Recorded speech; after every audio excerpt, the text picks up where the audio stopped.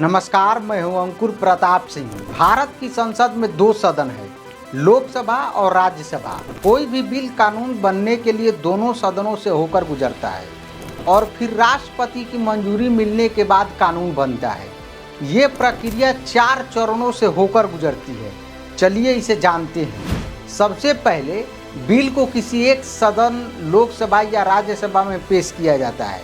Bill दो प्रकार के होते हैं, सरकारी बिल जो सरकार द्वारा लाए जाते हैं और निजी सदस्य बिल जो सांसदों द्वारा पेश किए जाते हैं। बिल को पेश करने से पहले इसे मंत्रिमंडल की मंजूरी लेनी होती है।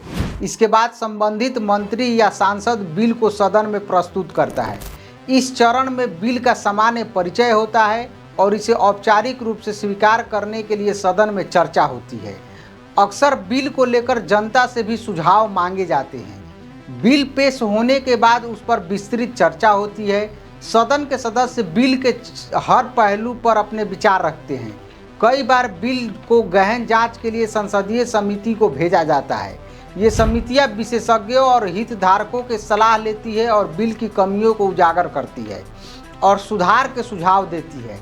समिति की रिपोर्ट के आधार पर बिल में संशोधन हो सकता है।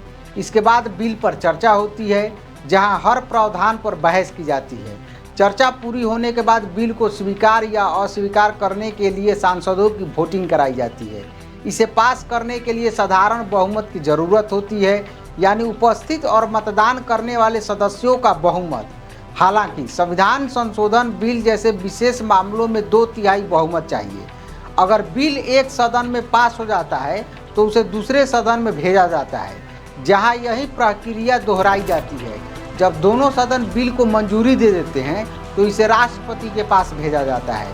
राष्ट्रपति 3 विकल्प चुन सकते हैं: बिल को मंजूरी देना, उसे वापस भेजना या कुछ समय के लिए रोकना।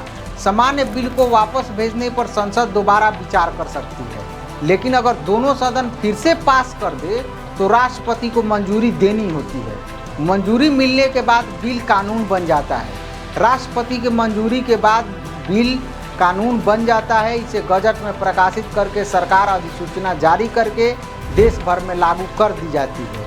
तो आज के लिए सिर्फ इतना ही। नमस्कार, मैं हूं अंकुर प्रताप सिंह और आप देखते रहिए एजे न्यूज।